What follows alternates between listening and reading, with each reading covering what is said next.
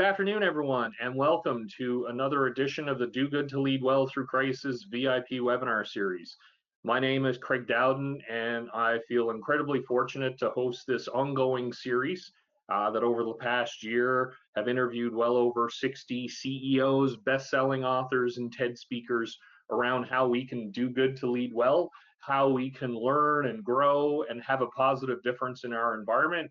And I'm thrilled to welcome Jim to the program today, and can't wait to set this up because I know there was a lot of interest, a lot of great comments, and it's such a timely topic. For those of you who have been here before and have continued to follow me along in this journey, welcome back. Great to have you, and really appreciate that you're going to take part in a fantastic lunch and learn.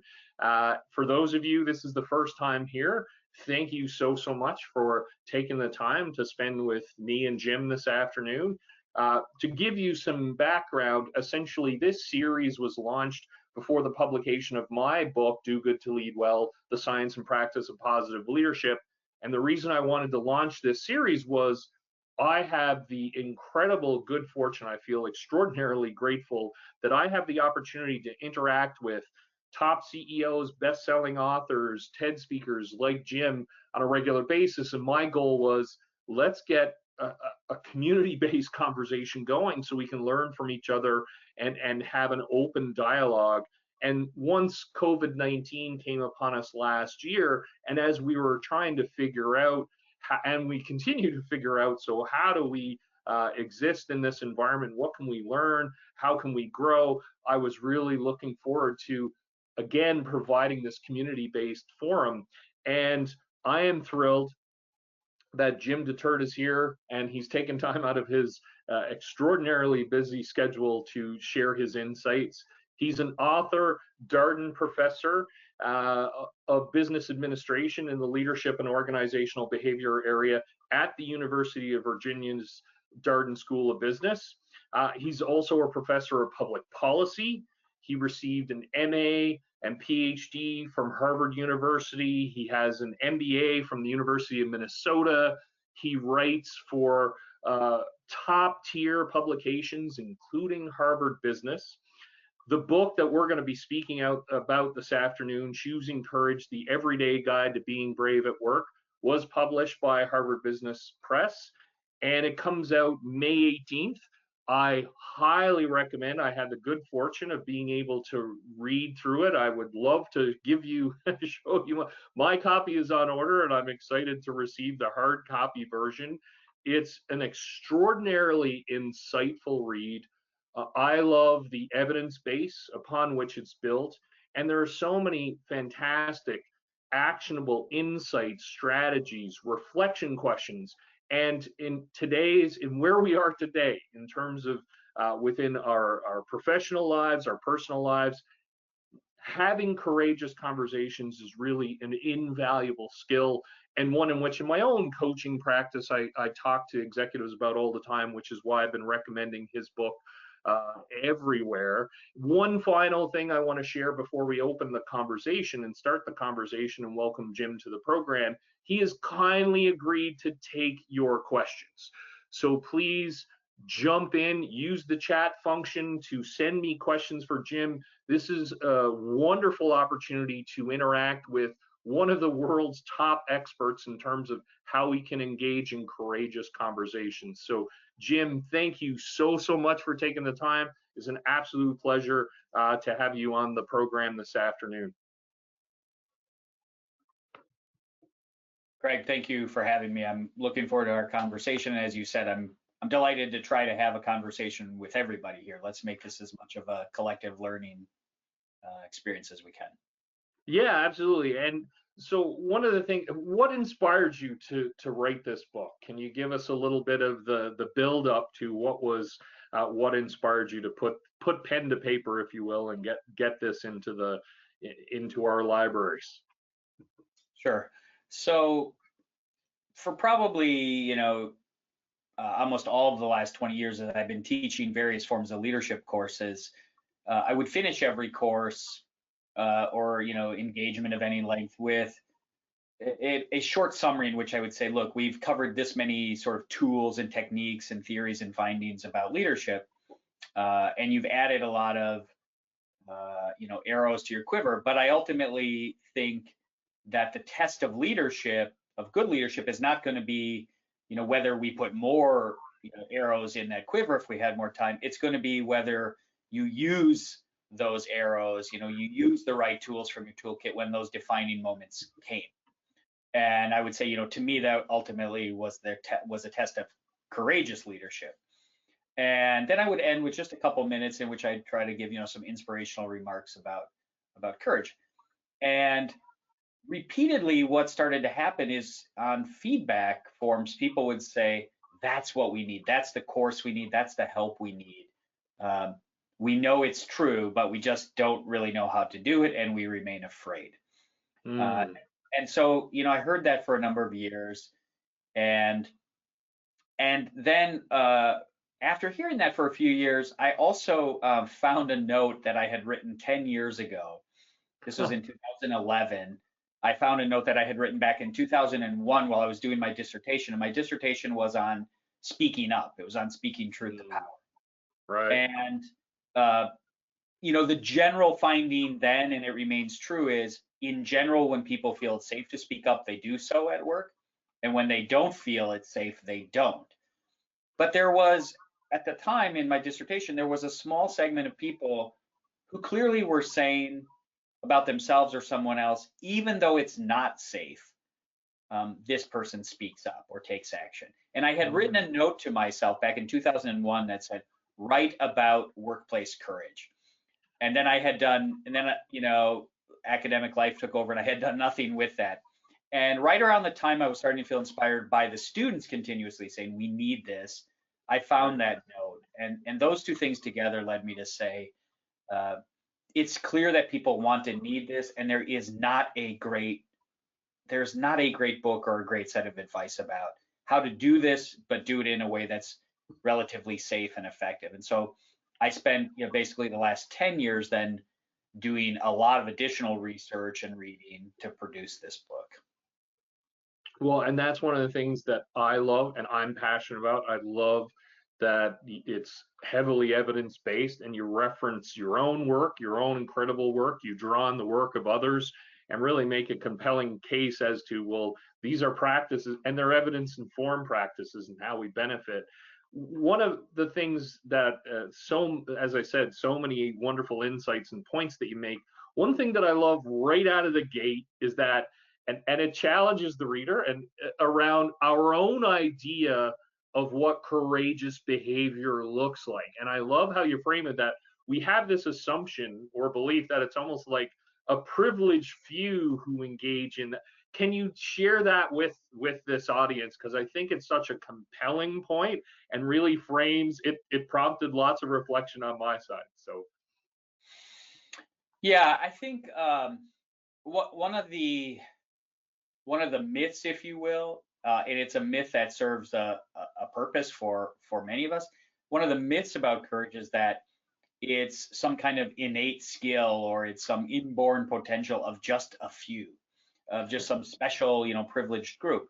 And not only does that turn out to be wrong, I think it's a convenient myth because as long as we can sort of believe there's some birthright folks and it's few, then we can all the rest of us can excuse ourselves and say, I don't have to take risks, I don't have to stick my neck out, or I don't have to do the hard work. And so I think in my research, I have found there is no such thing. There's no meaningful variable as a trait that is valor or any other kind. There's no such thing as a courage gene. No biologist has identified that. I think we have to just be willing to let that go. And I think, Parker Palmer has a quote about Rosa Parks, and he says, something to the effect that, and Rosa Parks is this amazing person, but as long as we put her up on this pedestal, we don't have to ask ourselves, why am I not the one making the judgment? I think I don't believe at all that there's any evidence that courage is a trait. And in fact, my research would suggest the difference between people who who act courageously sometimes and those who don't is a choice based on sort of a decision to feel and accept responsibility. And then the difference between competent or incompetent action is very much like any skill, you know, sports, music, whatever. It is a practiced behavior that you get better at. And I think we have to be willing, you know, that's painful because we would like to sit it out. Yep. But there's no basis. I cannot give you a basis in the literature for sitting it out. Well, and that's what I love about it, because to your point, because then that can be used to rationalize our own unwillingness to act courageously. And I love how you frame the book throughout around, okay, we can have our reactions and you share through, it's kind of like, and then afterwards we have a choice about how things are going to progress. And we play a pivotal role around that. And what I love about your book is that you then provide a roadmap. So if this is something you choose to want to undertake, these are the steps that you can take, informed by research and much of your research around how to be able to do that. So right away we have a question, and I'm not so this is David said, Jim, I'm really looking forward to read this book. Can you give some ideas when you talk about courageous behavior? What are some of the common examples? Like, how do you define courage? Sure. It's a great question. It'll set the stage for really the rest of the conversation, I think. So, you know, another, I think, myth or sort of common belief that we have to sort of move past is that courage is only the sort of big, illegal, immoral kinds of things that become whistleblowing scandals, you know, that end up disastrously for the organization and for the whistleblower.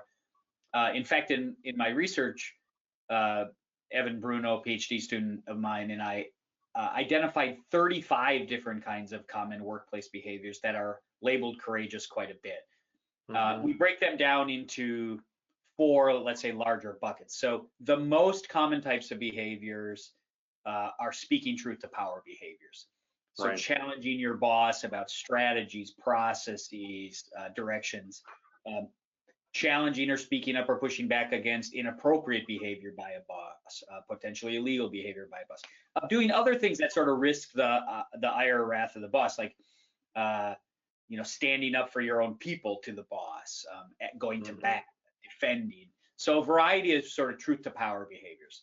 The second bucket is conversations, challenges, confrontations with peers and subordinates. So telling the truth to peers about, you know, not carrying their share of the workload, not being respectful, not doing what they said they would do.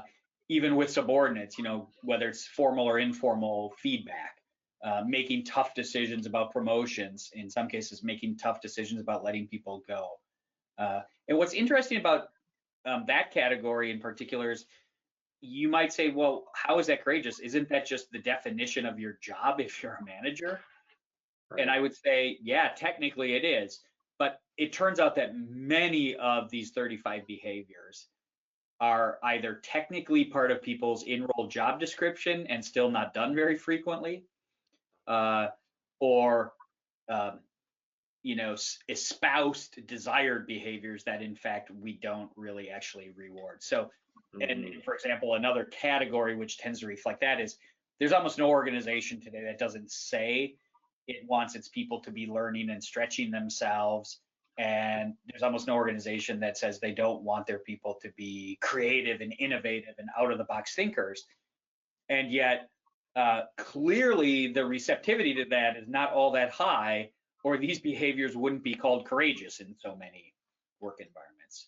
So really we're talking about all sorts of behaviors that, you know, challenge the status quo and or people in the sort of status quo environment. And another way to think about what behaviors might be courageous in a given workplace is to just think about 4 kinds of risks. Because courageous behavior is ultimately a worthy action taken despite some perceived risk. Right. We're just talking about worthy acts despite risk. And it turns out that the 4 common kinds of risks we encounter in workplaces, the one everybody thinks of right away is economic or career, right? I don't want to get labeled, held back, fired, blackballed, right? So economic career risk, everybody thinks of that one. But there are 3 other potent ones: social risks loom large for people. Um, I can challenge my peers, I could speak against the status quo, but I risk being sort of isolated or ostracized. And, as a species, we evolved for most of our time on Earth. If we got sort of kicked out of the clan or the tribe, we were going to die, right? You couldn't live, you couldn't survive alone. So it's a very logical human fear to fear social consequences at work. Then there are psychological consequences. Not surprisingly, people don't want to feel stupid, be embarrassed, look dumb in front of, others. So there's psychological risks. And then in far more environments than we think of, especially for frontline workers, there are still some physical risks people face in some work environments, not just firefighters and police officers.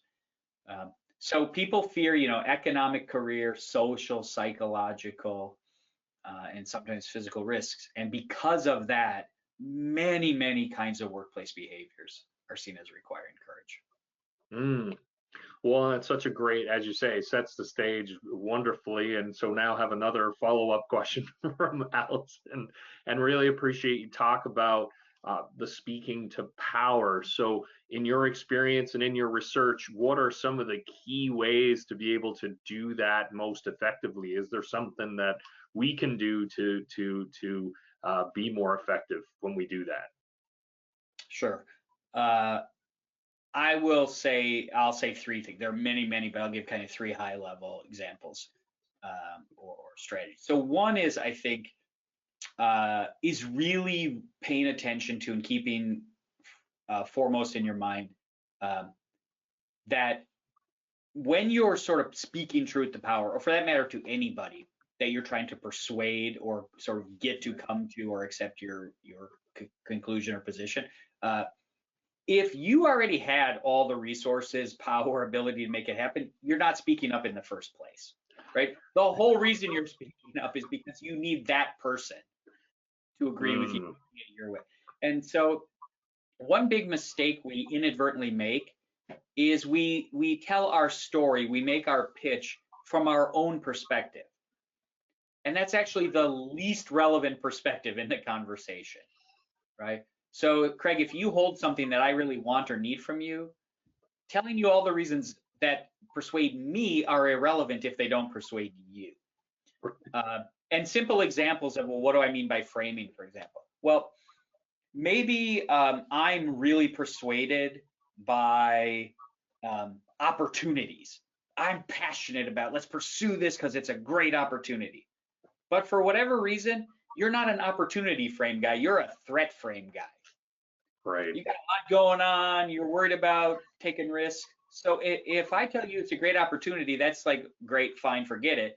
If I were to tell you about the same thing and say, I fear if we don't do this, there's a major threat to our well-being as an organization. Now your ears perk up and you say, let's talk more. Similarly, for some of us, it's very much about sort of the economic or instrumental reason. You go to your boss, and unless you can say, this is the impact I perceive it's having on some measurable sales goal or financial outcome, they don't want to hear it. And so if you go in there guns a-blazing with your sort of culture argument or values argument, it's not going to go very well. Other people are the opposite. If you go in there guns a-blazing about why, for example, and I think this is true for me. If you come in guns a-blazing to me about why we should do more to be inclusive or anti-racist as an organization, and you start telling me about why it's going to be good for our business, that's actually going to make me upset. I think the reason we should be an anti-racist organization is because it's the human correct thing to do. It's the right value thing. And so framing is so critical. The second thing that matters just tremendously is emotion management. Turns out if we don't tend to manage our own emotions well, we're going to have a hard time managing the other person's emotions well. If I'm angry, for example, I'm more likely to say things to my boss in a way that just puts him or her on the defensive. So there's a huge set of sort of emotion management strategies that are really important.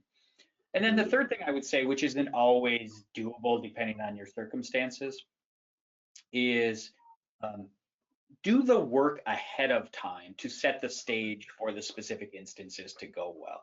So you can have all the evidence on your side, you can frame correctly, you can control emotions well on an issue. But if leading up to that issue, your boss has already concluded you're not emotionally stable, you're not trustworthy, and you're not very competent, then why are they going to be compelled by what you say in the moment, no matter how skillfully you say it? So it turns out, psychologists talk about idiosyncrasy credits. The Right. essence of that is, right, that you can sort of stack up chips to cash in Hmm. when you want to non-conform by showing sufficient conformity, which really means warmth and competence ahead of time. Right. So I think there's the what we do in the moment that matters a lot, and frankly, it matters how we're seen leading up to those moments. Well, and one of the things I love about that, and fantastic, though each of those strategies so valuable, and I love the example you give about opportunity versus threat, and the point that you make around, well, I can believe it's right, and we can get so wrapped up in that, hey, it's and then not thinking about now how's that other person gonna hear it, and Yeah. one of the points I love that you make in the book is around, so if you and I have a perspective on an issue or disagreement, I have a perspective versus the perspective. Can you? I just thought that was an ingenious, and it really ties in nicely to that point. Yeah. So, you know, what you're referring to there is what folks like Chris Argyris have talked about as a partial view rather than the view. Right. So, when we say, and this is usually quite inadvertent on our part, when we say like things like, well, the solution here, right? The solution implies that there is one and only one viable path forward, right? Yeah. Uh, well, it turns out that of course, that's usually not true. Uh, Usually, it's one of multiple possible solutions. Uh, Mhm. but it does damage, even despite that not being despite it not being true. The more damaging thing is that when you say, well, the path forward or the solution, uh, what you're unintentionally doing is you're triggering in the listener. If I don't see it that way, also, you're insulting me, you're calling me stupid, you're challenging my authority. And so, literally, just changing from the to can be quite a powerful. Uh, and I talk, as you know, Greg, I talk also about related types of phrases and that end up making quite a difference. Uh, Saying things, working to avoid, for example, using words like obviously or clearly, or saying since we all agree. When you say like, well, since it's so obviously the case that dot dot dot, right? What also follows sort of the unspoken is, and if you don't see it that way, you're a dummy, Yeah. right? And so psychologists call that naive realism. Right. Naive realism is this basic belief that there's like one invariant unknowable reality. And the corollary to that is that I'm the one who knows that one invariant truth. And Right. so if you don't see it that way, it's because you're stupid, self-interested, whatever. And not surprisingly, if we talk to people from that perspective, it doesn't go so well. For sure. And one of the things I love, and again, why I highly recommend people to get the book and to read. You share so many amazing examples of language and language choice, as you shared, versus the, obviously or clearly, all those kinds of setups, and you hear them all the time, and Yeah. then haven't thought about the consequences on the listener, to your point around, well, they may or may not share that, and then how are they going to react if with that type of setup, and are you actually going to be able to move this conversation forward?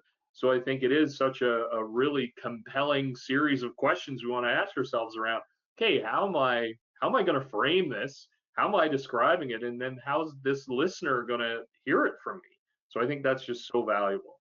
Yeah, and I look, the book probably has 100 tips, techniques, strategies, tools. no reader's going to possibly remember 100. No reader's going to remember and probably enact 10. The truth is, from my perspective, if you remembered and enacted 3, you might change your life quite a bit. And I'll just give you an example for me. So, we're talking, Craig, as you know, there's a table in the book that has a whole set of like phrases to avoid. Yes. So one that for me has been really powerful is trying to learn to avoid frequency words, and in particular, the words always and never. Right. Like I learned that the very painful way. It only took maybe 20 years. My wife would say something at home like, Jim, you never help out in the kitchen. And what she was clearly really saying was, I'm hurt and or angry that you're not helping enough. And that was a completely valid thing for her to say. But because she used the word never, it would cause these like derailing conversations, where like I would pull out my little mental notebook and say, well, I'm pretty sure last Thursday I remember putting my cereal bowl in the dishwasher. So I don't feel it's fair to say never. And then we have a big argument about this.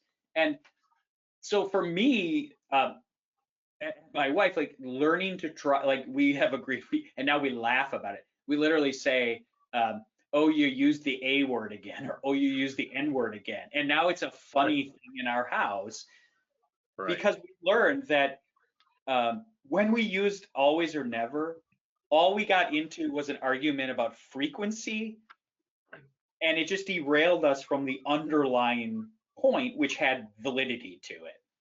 Yep.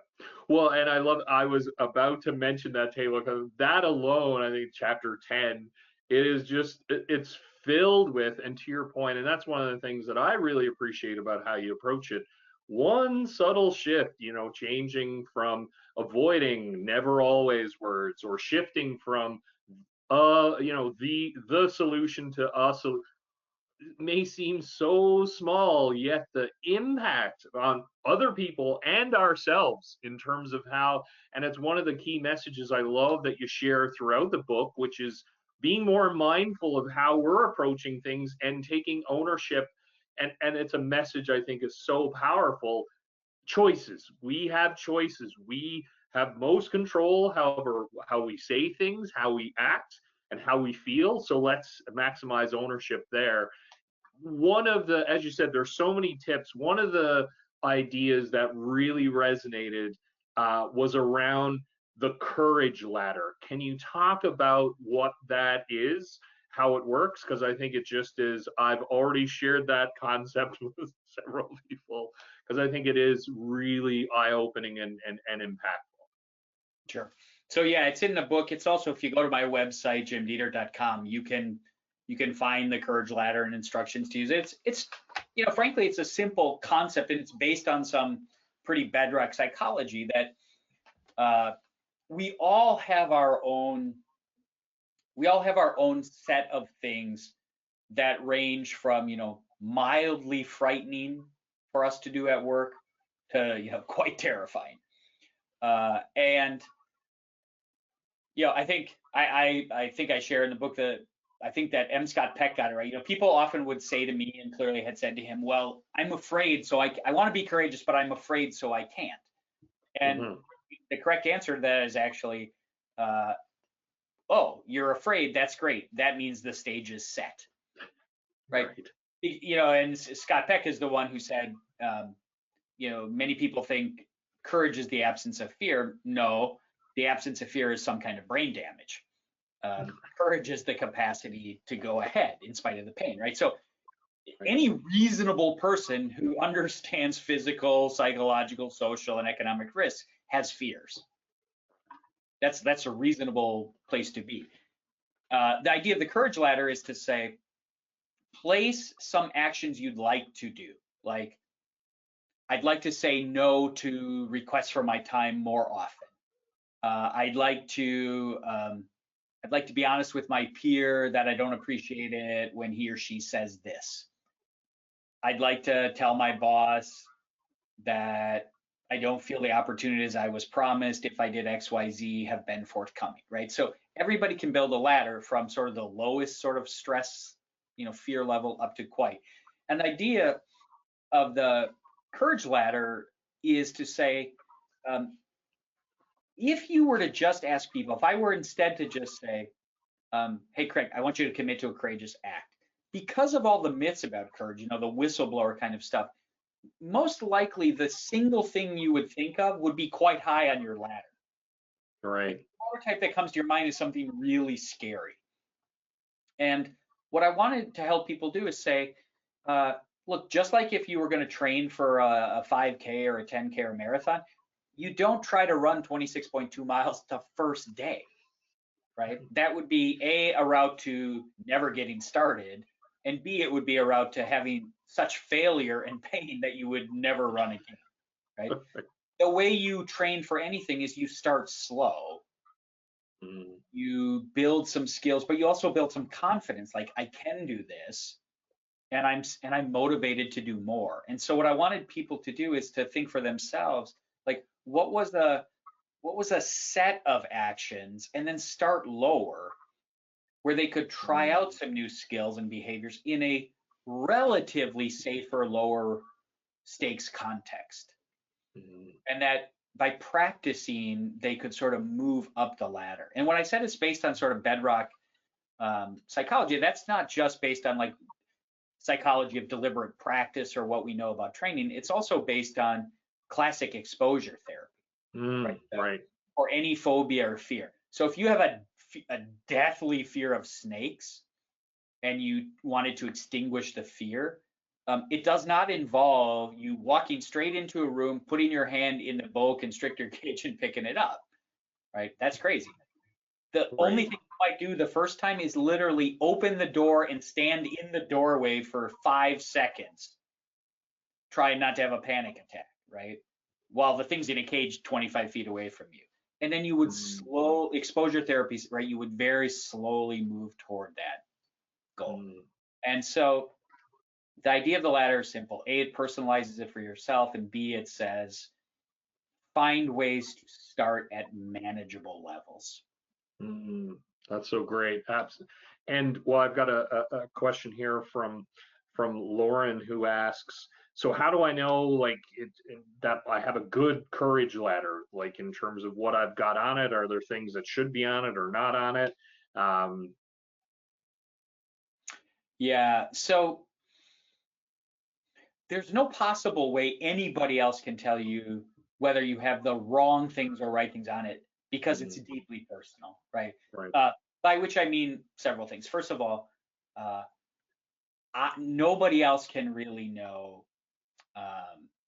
Nobody else can really know how frightening any given set of acts are for other people. Like a really simple example of that could be, it's possible you could be like a manager in a sales function and have a terrible fear of flying.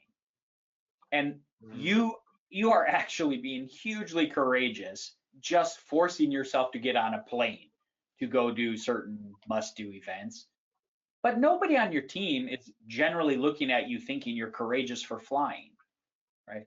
So first of all, nobody can really know like what is subjectively fearful for you, frightening for you. Second, nobody has your own internalized value system, right? Like I can know which things offend me and or which things I'm most passionate about, but I can't tell anybody else what those should be, right? So nobody can really tell you what's the right or wrong stuff to have on the ladder. Now, as let's say a social psychologist, the thing I would advise is think about things in like Joseph Strayhorn is a psychiatrist who's talked about SUDs, subjective units of distress. So this is just an imaginary scale, right? Where you say like 1 is, basically no distress at all or very minimal, and 10 is like, panic attack, like worst fear I can imagine. And what he says is when you're thinking of things you'd like to do, assign each of them a SUDS score, a subjective unit of distress score. So for me, the application of that is and again, I don't think this is a wrong ladder, but it might be a potentially less useful ladder. If you say like the low thing I put on the lowest rung is a 0 or a 1, like it's not hard at all. And then the second rung is already a 9, and then you get a 9, 9, and a 10. Right. That might not be the best ladder because you're going to have a hard time sort of doing gradated practice. Right. So that's not about saying what items should be on there for any given person, but I think it tends to be helpful to have something that you would, code as a 2 or a 3, a 4 or a 5, because it allows you to sort of move up the rungs in a reasonable. Well, and what I love about that point, I'm so glad someone asked that question, because because it's such a personal journey as you talk about, and then we can get distracted or kind of like, okay, where do I fit and I love, as you were saying, hey, let's break it down to look at kind of low, medium, high, and then we progress along that. And it's our journey. It's unique to us. It's based on our values, our experiences, and so it empowers us to be able to identify without judgment those pieces, and learn ourselves how to. And I love that point as well about, hey, you're not going to go out and jog 26 miles or run that. It's just going to be and so it sets us up for success. Another great question from PB, who asked, like, so what do you do when you're in a relationship, personal, professional, with someone who is very challenging to deal with from an emotional standpoint? Do you have any insight into how to manage our own emotions so that we can have those courageous conversations, stay grounded in an environment where we have to interact with someone that isn't as open? Yeah, it's a great question, right? Let me start by sharing what for me is kind of like, because the strategies all sort of derive from this. For me, what I call sort of like Jim's emotions in a nutshell explanation. So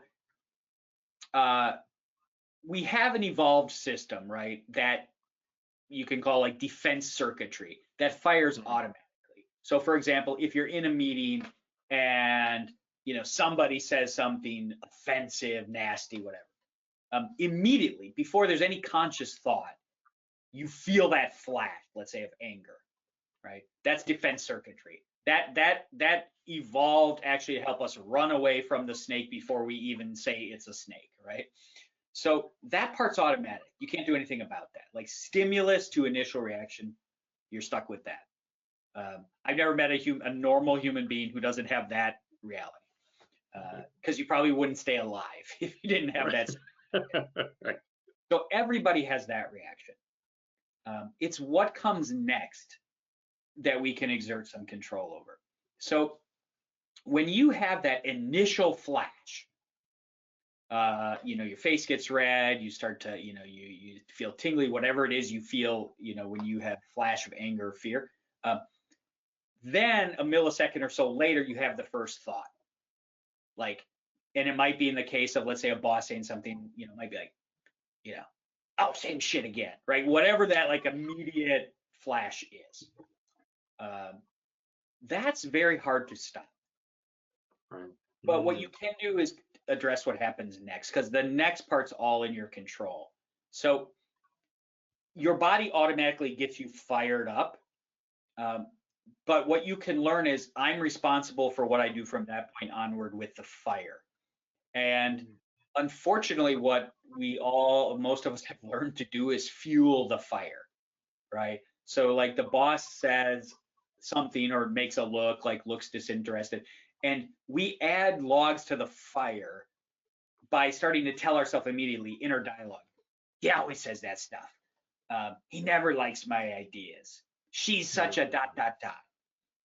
And as long as you do that, you're fueling the fire. Now you've gone from like facial expression suggests she doesn't like this idea to she's a whatever, right? And now you're really mad.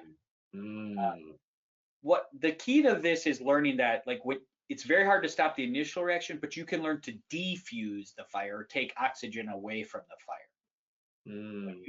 You could choose instead to learn to say, this isn't about me, or I think she's a very sad person, or I think he's having a bad day again, or Mm. I think he has a priority set that's different than mine.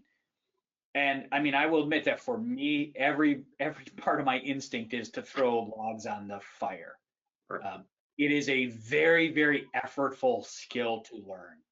Right. Mm. And if you say like, okay, let's say it's hard to disagree with that. I think if you say, but what are the concrete strategies? Well, I think the most useful tend to be in the realm of inquiry, Mm. which is like sort of deep, real perspective taking and understanding. So when we start to feel angry at like a difficult colleague, we tend to project a whole bunch of, I know why you're behaving that way, I know what you're feeling. And then again, that kind of fuels. What can often sort of calm the sort of not so nice or not so open person down is for them to truly feel heard. Mm. So, like if you can slow yourself down emotionally enough to say, I hear you saying you don't like my idea. Can you help me understand why? Or you seem to be upset. Is that fair? And if so, could you help me understand? Did I do something? Mm. The one thing, and I mean, if you don't believe this, I just would urge you to try it. I will often have people I work with role play, and Mm.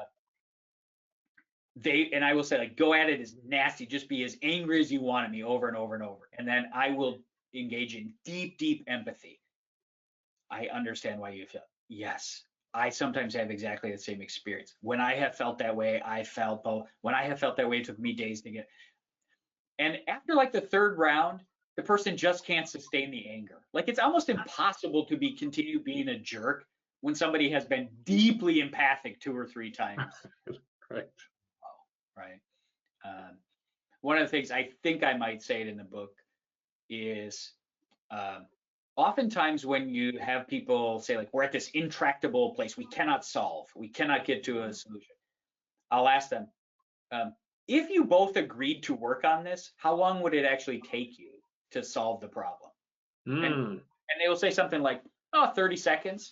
Oh, maybe 60 seconds. You say, oh, so the solution's that easy. Uh-huh. Why can't you get there? Because I hate it, because I won't listen to it, because I'm mad. And so I talk about empathizing, then solving, because so much of our instinct is to jump right to solving. But when somebody does not feel truly empathized with, they will not solve with you. Right. And I have seen it. It's stunning how quickly you can usually solve something. Right. As soon as the other person stops being resistant. Well, and I love how you highlight that that's really challenging, and coming back to the common thread around, hey, this takes practice, and it's mindful, and it's being and leading with empathy in those conversations. And at the end of the day, if that's what we're looking to move, as you say, once someone feels heard, as challenging as it may be for us, that's ultimately how we're going to be able to move this forward. So I love that example, and love the processing emotions according to Jim. That's fantastic. Yeah, emotions. That'll be a meme or something. That'll be the next downloadable. I have another question from Emmanuel, and so I've gotten so many positive comments, Jim, in the chat function. Emmanuel said, "This has been an extraordinary learning experience. So thank you, Jim, for this. As leaders, any tips, tools that we can use to coach our team to be more courageous?" Yeah. So the answer is yes, in the sense that you could use slash teach slash model almost any of the things in the book to help your team. I'll take this opportunity just in a friendly way to push back on that, and so I'll say yes, you can do any of those things. And in a friendly way, I'll say, let me also push back or further in response and say, as a leader, I think on the whole, it's often a mistake to focus energy on encouraging courage. It's become kind of a cute thing to say, we encourage courage, or I encourage courage. And sometimes executives will say to me like, yeah, my problem around here, Jim, we got this problem with our speak up culture because people don't have enough courage. And then I push back and I say, you realize, right, that courage is action despite fear.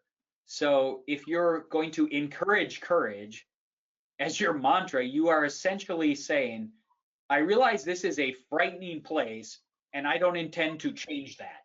So speak up anyway. You take the risk. And I say, is that actually really the culture you want to be focusing on, or own? So my suggestion is to think about, for leaders, is what can I do that changes other people's perception that courage is necessary, right? What can I do not to encourage my people to be courageous to speak up to me? What can I do so that my people come to fundamentally think I'm not so scary? That they're not going to get yelled at or embarrassed or suffer a career consequence. What steps do I have to take to make that clear? And some of that is, of course, how do you receive input? How do you act on it? How well do you solicit it? How well do you show appreciation for it? If people say, yeah, around here, who does Emmanuel promote? Does he promote the yes man or woman, or does he promote the challenging, the challenging, proactive person? There are lots of behaviors you can engage in that change people's view of whether they need courage. And one of the things I think anybody in a supervisory role can own is that you're the most important model. There's a lot of literature. There's literature on what's called leaders as organizational embodiment. That literature just simply says, when people think of, like, how do they feel about, are they committed to, do they feel good about it, do they trust their organization? The fundamental driver of that perception is, how do I feel about my direct boss? Right. And so, the truth is, like, what people will decide about speaking truth to power in the organization is in large part determined by when they're ever in a meeting with you and your own boss. Do you speak truth? Right. Do you advocate? Do you defend? Because in the end, like, you're the teacher. So your own courage is the best. Your own courage is the best thing you can do to encourage it in others. Right. Well, and I love that you make that point in the book as well about people, when they look at the actions of their leaders, that is the most inspirational and motivating for people in terms of, as opposed to others who do it. So I think it's such a fabulous, as you say, are you the exemplar of what you're looking for? Have another question from Tara, which I love because it was connected to. I love the questions there. It's so nicely integrated into the book because these are the concepts that you'll learn about. She was wondering, so how do you know, like, when you engage, like, so what's the right time to be courageous, or are there things you should let go? Like, how do you figure out when's the right time to be courageous? It's such a good question. And again,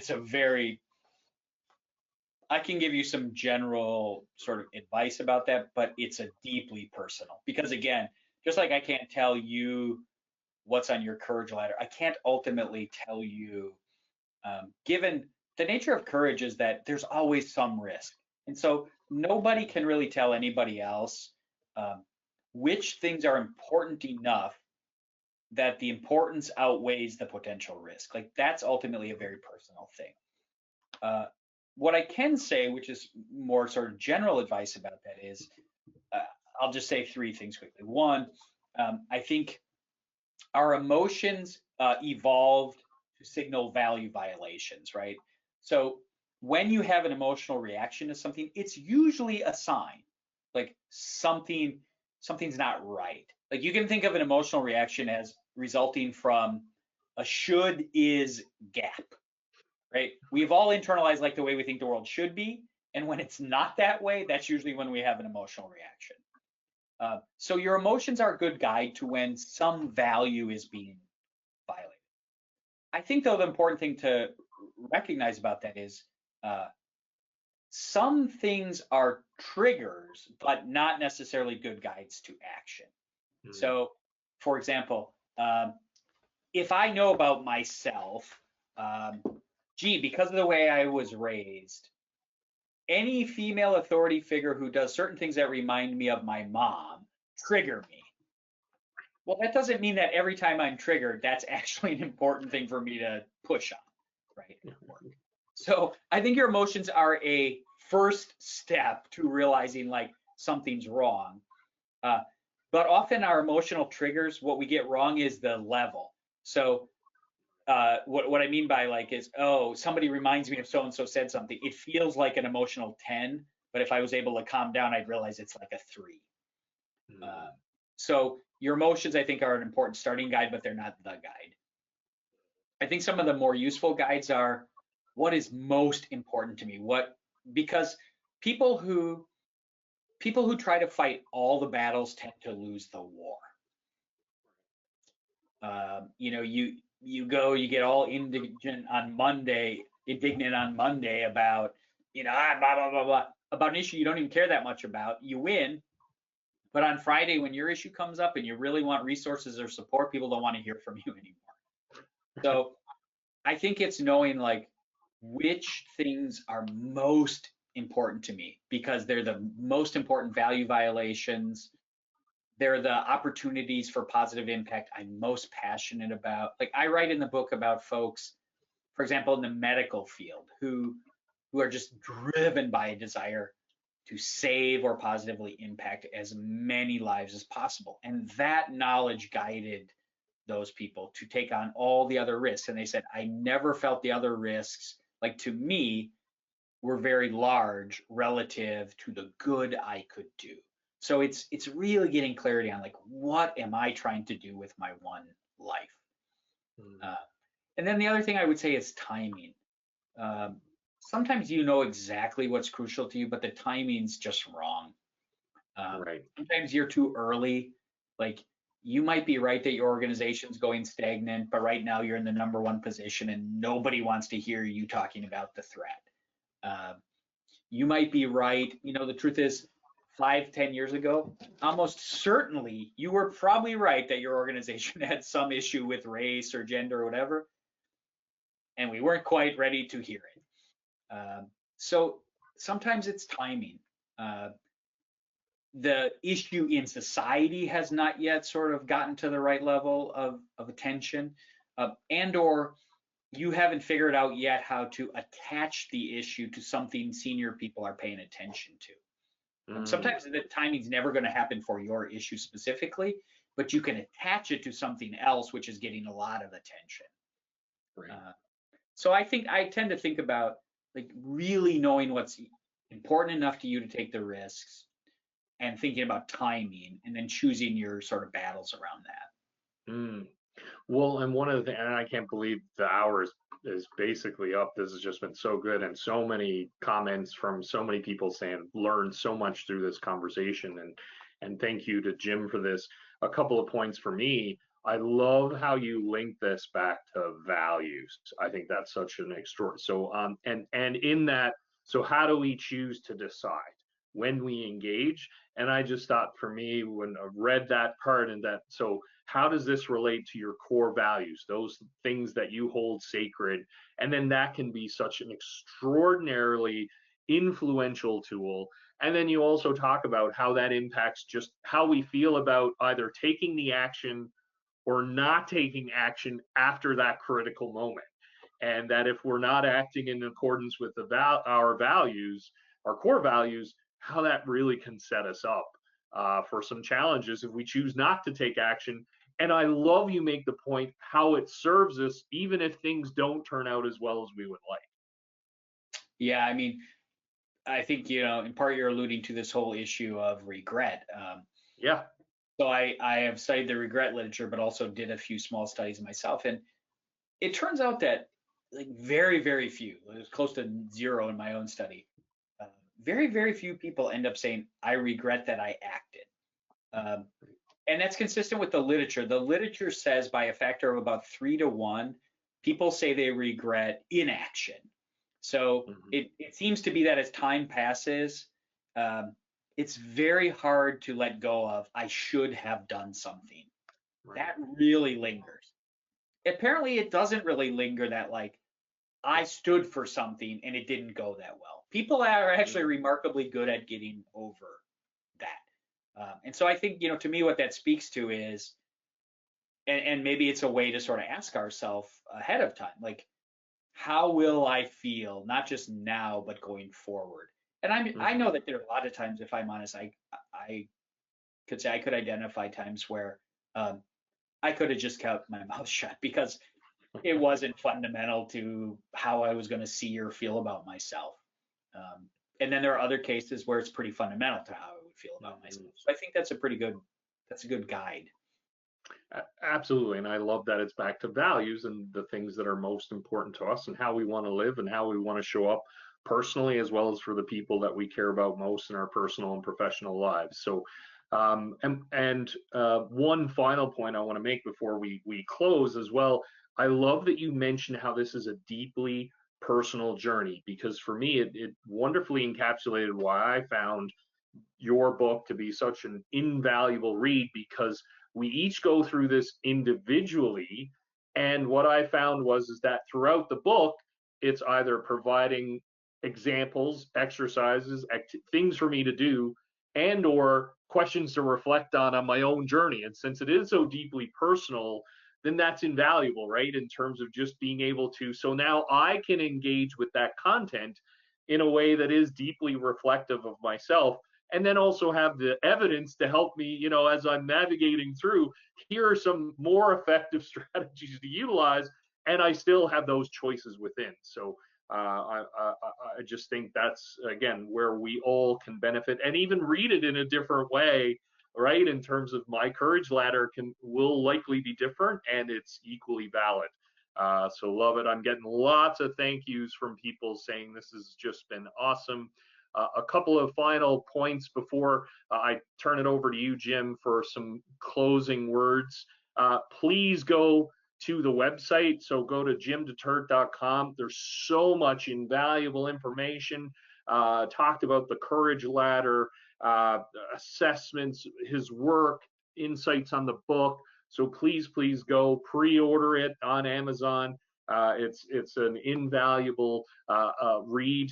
I also want to let you know that on Thursday at 11 a.m. Eastern, I'm going to be welcoming Kevin Ford, an award-winning CEO of Calian Group, a publicly traded company here in Canada, who's has achieved extraordinary success within the business as well as a leader. So really looking forward to him sharing his insights with us on Thursday morning at 11. So you can either email me or email Melanie if you're interested in signing up. And then at the end of the month, also have Adam Bryant, another best-selling author, talking about his latest book, The CEO Test. That's going to be on March 31st at 11 a.m. So once again, you can email me or email Melanie. Before we go, Jim, any final words? This has just been awesome. So much valuable insight here. Any final words before we sign off? Yeah, just that, thank you for a great conversation. And I guess I would leave, everybody with two thoughts. One, when I wrote this book, I realized over time that I hoped people would be inspired by the book, but that in the end, it's much more important to be inspired by the book. Right? So if you just read the stories of all these other amazing people I share in the book, but then you just say like, wow, it's so great that they did those things, then in a sense, the book has failed, because inspiration, being inspired from afar by people doesn't actually meet our own obligation to also be part of the solution. Right? We have to be inspired to do the hard work. And I think, in that regard, as you know, Craig, I end the book with my favorite quote from George Bernard Shaw. And he says, reasonable people adapt to the world around them. Unreasonable people attempt to adapt the world to themselves. And that's why all progress depends on unreasonable people. And so I think Bernard Shaw got it exactly right. I think if we want to make the world a different and better place, we have to be willing to be a little bit unreasonable. And hopefully my book just provides some strategies, for being less likely to get your head chopped off while you're doing that. Well, that's awesome. And from My side again, I couldn't recommend it more highly. I think it's just packed with insights, and you're so open in terms of just some key lessons that you've learned and you share through the examples and through the research that you've conducted. So thank you so much for taking the time here. Thank you to everybody who joined us today for all of your great questions. Looking forward to seeing you on a future webinar. Until next time, take care, everyone. Bye for now, and head to Amazon and check out the book. So talk soon. Thanks again, Jim.